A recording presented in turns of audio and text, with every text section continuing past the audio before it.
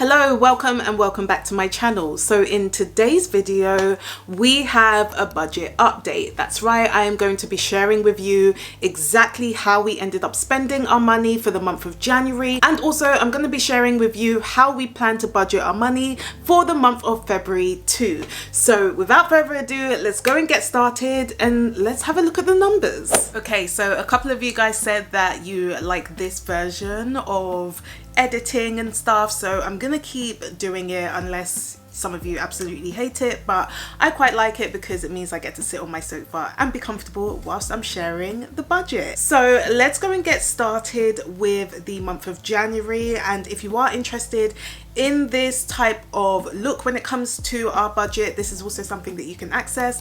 It comes with a net worth statement, a sinking funds calculator, and then you've got the choice between a monthly budget template or a weekly budget template depending on how you get paid.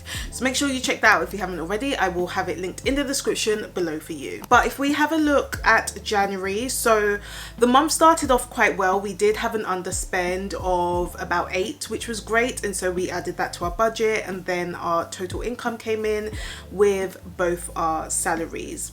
Now when it came to our savings, our bills, and also our sinking funds, I'm pretty sure many of you already know that will get paid out automatically. It's something that happens as soon as we get paid, and so all of these numbers pretty much moved into the relevant accounts. And if you do want a more detailed version of me going through the numbers, I have done that in my previous video. And actually in that video, that was a special one because I was outlining our entire budgeting process. So I was literally showing you exactly step by step how I budget our money. So make sure you check that out if you haven't already. I will link it up here for you and in the description below. But other than that, pretty much standard month. Let's move over to spending and see how we ended up spending our money and whether we went over or under budget there. Okay, so I have got our general spending categories here, and I've had a couple of comments asking like, how do I actually track my spending? Again, this is something I did mention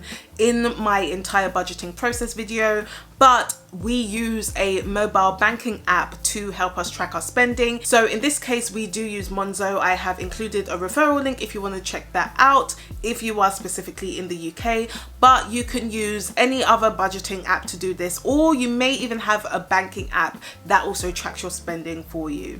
So if we have a look at our spending first, the first category is transport, and we originally had a budget of 125. That was how much we wanted to spend, and instead we were actually under budget for the month of January. We ended up spending 106 instead of 125. So not too bad when it came to the transport category. When it comes to groceries, so we originally had a budget of about 215 for groceries, and it is so funny to see how our groceries bill has just been increasing over the past year. We did not used to spend this much, but you know, thanks to inflation, groceries is still much more expensive and prices are still continuing to increase. So we have had to also increase our budget for that too.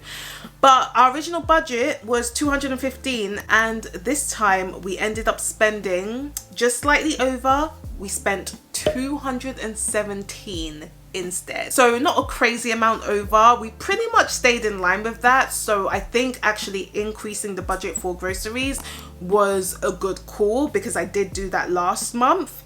So yeah, 217 for groceries instead of 215. Let's have a look at toiletries now. So we will usually budget 40 for toiletries. That's something that we budget pretty much every single month, and sometimes we'll go under. We don't really go over very often, so that's good. And this month was another month where we went under. So instead of spending 40, we ended up spending 34. Then we've got our spending. So for those of you who don't know, with myself and my husband, of course, we join pretty much everything, but our spending accounts do remain separate. So we gave each other 100 each for January, and we could spend that on anything that we'd like. And in terms of my spending, I mean, I know you guys already are aware that I spend all of my money typically. This month was no different. I ended up spending that money, but also actually it was my birthday as well, so we can count that too. And when it comes to Yinka, no idea what he did with his money, but I'm pretty sure he saved some as usual. Anyway, let's move over to personal care. So with personal care, we had an original budget of 30, and for this month we did end up spending 30. Then we've got date night, and that also includes takeout as well. So for this month we had a budget of 100 for date night, and we went slightly over. Actually, we ended up spending 125. That was also partly because we had seen that we hadn't spent as much money in different areas, for example with transport and with toiletries, and so we had some extra money to use for takeout and date night, so of course we ended up using that. But if we move over to our gym memberships, those are direct debits, so that is $42.98. that doesn't necessarily change. Disney Plus, we're not paying anything at the moment because we did pay for an annual subscription. And then when it comes to miscellaneous, we did have an original budget of 40, but this time we did go under as well. We only ended up spending 37, so we were under budget with miscellaneous category too. And after that we've got my husband's rugby game, so that's 30, and we did have some loose change left over before, and so we put that into a pennies pot, and any loose change that we have, we will typically add that to our pennies pot.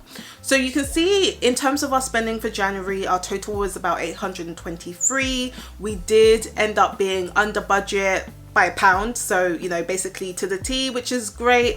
I didn't carry it over to the next month because it's literally £1 so we just added that to our pennies pot. But I think in terms of January was pretty much quite a good month. There were no surprises. So yeah, let's move over to February and see how we're budgeting our money for that. Okay, so let's have a quick look at February. And as I mentioned, typically if we do underspend or overspend, I will carry that over to the next month. But honestly, it was so small this time, I was like, let's just add it to the pennies pot. We don't need it for next month. So that is what we have done for February. And again, not much has changed in terms of our income, apart from our pay that has slightly changed. If you're in the UK and you pay into national insurance, then you maybe have seen a slight bump increase in your pay as well. So that was great, and it just meant that we had a bit more to play with this month, which is good. So let's move over to the rest of the categories and see how we plan on budgeting our money. Okay, so first of all, we have savings and investments, and currently we have 1100 going into our savings, which is great. That is again where our focus is going to be for this year. So if you did watch my video about how I'm saving in 2024, one of the things I mentioned is that we're going to have a really core focus on something, and that is pretty much our savings. So that is reflected in our budget, as you can see, and then we have another 50 going towards our investments as well, because we do want to do a little bit of investing. So in terms of our total, it does come to 1200 for the month of February, which is great. Let's have a look at essential bills now, and these also are pretty consistent. So for rent, we currently pay $11.50, water is $52, electricity and gas is $117, council tax is $136, broadband is $26, my husband's iCloud is 99 pence. We have our SIM contracts. So for my husband's, it's 12 a month, mine is 10 a month, and if you're in the UK and you're ever curious in terms of what we use, we do use Voxy. So that does come with endless social media data. If you are interested in Voxy, I'll make sure my referral link is linked in the description below for you to check out. But we also have TV license, so that's 13, and then we've got tithes, charity and giving, which again is very essential to us because we see ourselves as stewards of God's money. So in terms of our total bills, again, very consistent from last month, which is great. Let's have a look at sinking funds. So if we move over, we've got 50 going into our car maintenance, so that will be for insurance, road coverage, anything like that. We have got 50 going into that. Actually, last month we ended up having to use our car sinking fund because something had happened to our car, but we ended up making a saving, luckily, because my husband is an amazing DIY person. He pretty much fixed it all himself, which was great because we thought we were gonna have to buy a new battery and we thought we were gonna have to spend a lot more money No, we only ended up spending, I think it was like less than 20 to fix something in the car. So that was amazing. Now we've basically made savings, and it means that we don't have to, you know, try and find more money to add into this sinking funds pot. This is all okay. So I'm really happy about that. With the dentist, we're not paying anything into it for now, but we probably will start to do that relatively soon. But we do have enough money in that pot, so we'll leave it for now. We've got my husband's rugby registration, so that's 10 a month. Then we've got a pot for any clothes that we would want to buy. We just add some money into that, and then whenever we want to buy clothes, it's pretty much ready. So we've got that, that's 15.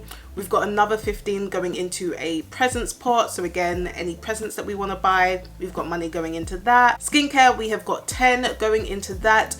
And then for weddings, we also have another 40 going into that, because I actually have 3 weddings that I'm going to be going to this year, and my husband has 4. So yeah, this year seems like very busy when it comes to weddings, so we just want to make sure that we are financially prepared for that, because even if you're a guest, weddings aren't cheap. But yeah, in terms of our sinking funds, that comes to 140 for the month of February. Now let's have a quick look at spending. So for transport, we've just allocated slightly less this month because we've not been spending as much for transport, and also gas prices have also been going down as well, so that really does help. So we have allocated 120 for transport, and I think that also should be enough.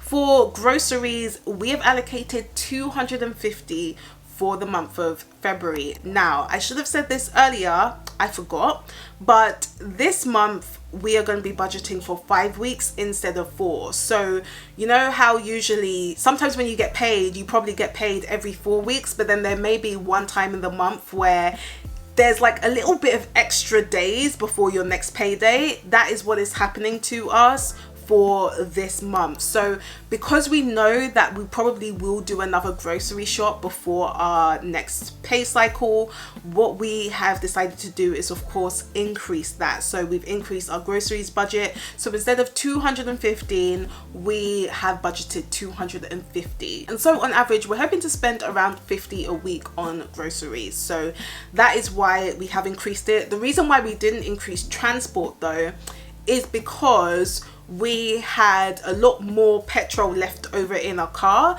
So actually we think 120 should be enough. We'll see at the end of the month, it may not be, but I think it should be. So yeah, that should all be good for the month of February. Then with toiletries, that has remained as 40, so that's great. With our individual spending, that has also remained at 100, mainly because we don't typically spend as much during the winter months, so that's reflected in our personal spending. During the summer, we do tend to increase that, so yeah, as it starts to get warmer, we'll start to increase that. Personal care remains as 30.